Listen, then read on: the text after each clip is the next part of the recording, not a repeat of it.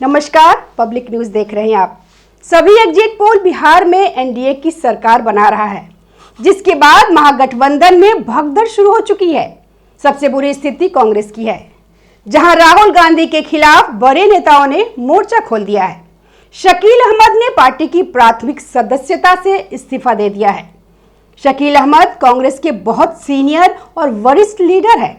UPA के दौरान उन्होंने दो राज्यों की कमान संभाली थी। शकील अहमद के पास थी और बिहार में अभी दो सबसे बड़े वरिष्ठ लीडर कांग्रेस पार्टी के तारिक अनवर और शकील अहमद। शकील अहमद को इस पूरे चुनाव में किसी ने पूछा भी नहीं। कम से कम आप उनको इतनी इज्जत तो देते कि अपने सीनियर लीडर्स को तारिक अनवर ने ये कहा।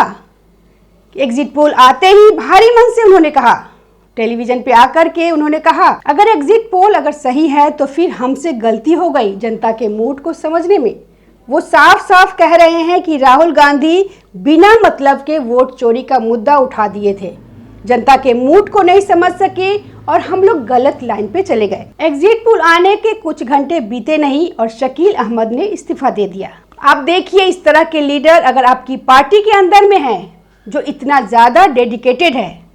आप ये मुकेश सहनी को लेकर के साथ में घूम रहे थे यात्रा में, एक दिन शकील अहमद को यह इज्जत दे दी होती, साथ में लेकर के घूम गए होते, तारिक अनवर भी कहीं नजर नहीं आए। तो ऐसा लगता है कि आप सीनियर्स की इज्जत करते ही नहीं है। आपको सीनियर लीडर नहीं चाहिए, जमीन से जुड़ा नेता आपको नहीं चाहिए, आपको एक्सपीरियंस लोग नहीं चाहिए। आपको तो सिर्फ मार्केटिंग करने वाले चाहिए, जो मीम्स बनाए, जो आपके लिए वीडियो बनाए, जो आपके लिए रील्स बनाए। ये इस तरह के लोग चाहिए आपको। शकील अहमद ने बड़ा इमोशनल लेटर लिखा कि वो किसी पार्टी में नहीं जा रहे हैं। उन्होंने अपना इस्तीफा कांग्रेस के अध्यक्ष मल्लिकार्जुन खड़गे को भेजा और कहा कि यह फैसला उन्होंने भारी मन से लिया है। शकील अहमद ने यह भी कहा कि मैं बिहार चुनाव में टिकट वितरण को लेकर भी दुखी था। शकील अहमद ने बड़ा खत लिखते हुए कांग्रेस से इस्तीफा दिया है। हालांकि इस खत में उन्होंने निजी कारणों का हवाला दिया, लेकिन बाद में उन्होंने सच्चाई बताई है। मीडिया से बात करते हुए शकील अहमद ने कहा कि इसका कारण यह है कि मैं नाराज हूं और चुनाव में जो हुआ, खासकर टिकट वितरण में, वह निराशाजनक था। हालांकि मैंने 3 साल पहले ही घोषणा कर दी थी कि मैं चुनाव नहीं लड़ूंगा। लोग परिवार के लिए पार्टी में रहते हैं, लेकिन मेरा कोई बेटा पार्टी में नहीं जाना चाहता। लोग सम्मान और पहचान के लिए भी पार्टी में रहते हैं, और अगर वह भी ना मिलता तो कोई क्यों रहेगा। उन्होंने निशाना साधते हुए कहा कि राहुल गांधी के बनाए गए लोग ही आज पार्टी में बचे हुए हैं। जहां वरिष्ठ लोगों का सम्मान नहीं है, वहां क्यों रहना चाहिए। हम पार्टी की सदस्यता छोड़ रहे हैं, लेकिन पार्टी पर अभी भी हमको पूरा विश्वास है।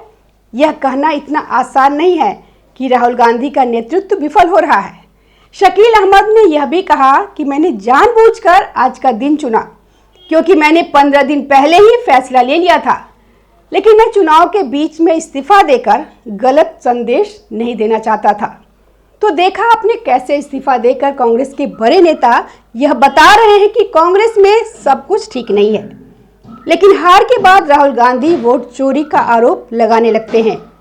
हरियाणा में भी कांग्रेस के एक बड़े नेता संपत सिंह ने इस्तीफा देकर बताया था कि आपसी कला की वजह से कांग्रेस चुनाव हारी है, लेकिन राहुल गांधी वोट चोरी का आरोप लगाते हैं। लेकिन अब बिहार में चुनाव में हार के बाद राहुल गांधी वोट चोरी का आरोप लगाएंगे तो लोग यही कहेंगे ना कि राहुल गांधी को पहले पार्टी को एकजुट रखने पर ध्यान देना चाहिए, ताकि पार्टी के बड़े नेता इस्तीफा देकर पार्टी से ना जाए। शकील अहमद 5 बार विधायक और सांसद चुने जा चुके हैं और उनकी राजनीतिक विरासत उनके दादा अहमद गफूर तथा पिता शकूर अहमद से जुड़ी है। और यह हालत है तो यह तो शुरुआत है। कांग्रेस पार्टी में बिहार का रिजल्ट आते ही ऐसा भगदड़ मचेगा जैसे कि पतझड़ में पत्ते गिरते हैं, वैसे इस्तीफों की बारिश होने वाली है। कारण है कि राहुल गांधी हमेशा जिस राज्य में चुनाव के लिए जाते हैं, वह वहां ऐसे मुद्दे उठाते हैं। हरियाणा में क्यों हारे आप वहां वोट चोरी, वोट चोरी, वोट चोरी, और चुनाव के दौरान भी आपने उस मुद्दों को रखा जिसका कोई असर नहीं हुआ। रिकॉर्ड वोटिंग हुई बिहार के अंदर।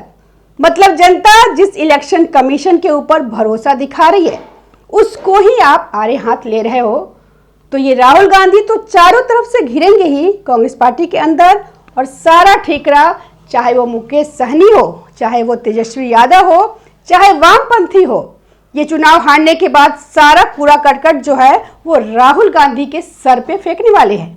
बिल्कुल जिस तरह से एग्जिट पोल आए हैं और बिहार चुनाव के नतीजे आते ही सबसे ज्यादा बुरी स्थिति कांग्रेस की नजर आ रही है। अब कांग्रेस की समस्या इसलिए बढ़ेगी क्योंकि पिछले चुनाव में भी जो भारतीय जनता पार्टी ने हराया वहां से, कि हरियाणा में डायरेक्ट फाइट कांग्रेस और भारतीय जनता पार्टी से थी। दिल्ली में कांग्रेस तीसरे दर्जे की पार्टी थी जो उभर कर सामने नहीं आ पाई। कोशिश तो की थी लेकिन आप उभर नहीं पा रहे। रीजनल पार्टी जहां भारतीय जनता पार्टी को चुनौती देती है वहां आप पूरी तरह से साफ रहते हो। जहां पर आप डायरेक्ट भारतीय जनता पार्टी से फाइट करते हो वहां भी आपकी स्थिति कमजोर नहीं खत्म हो जाती है। तो ऐसी स्थिति में सवाल तो कांग्रेस के ऊपर ज्यादा उठेगा। उसके नेता उठाएंगे कि हमारा भविष्य क्या है। राहुल गांधी का भविष्य तो दिख रहा है, वो तो कांग्रेस के सर्वे सर्वा आला कमान बने रहेंगे, और हमारा भविष्य क्या होगा। या फिर उस पीढ़ी के नेता जो कि अभी वरिष्ठ कांग्रेस के नेता हो चुके हैं, जिसको राहुल गांधी पूछ रहे नहीं हैं, लेकिन उनको अपने बेटे के, अपने परिवार वालों के भविष्य का ख्याल है, क्योंकि ये सारे नेता तीसरी दूसरी पीढ़ी के कांग्रेसी है। शकील अहमद खान को देखिए। शकील अहमद वो नेता हैं जिनके दादाजी भी विधायक थे। अहमद गफूर जिनके पिता भी विधायक थे।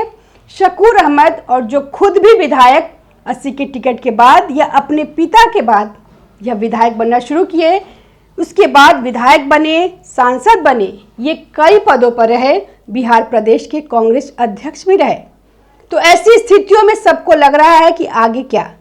आगे राहुल गांधी तो छोड़ेंगे नहीं, राहुल गांधी अलग होंगे नहीं।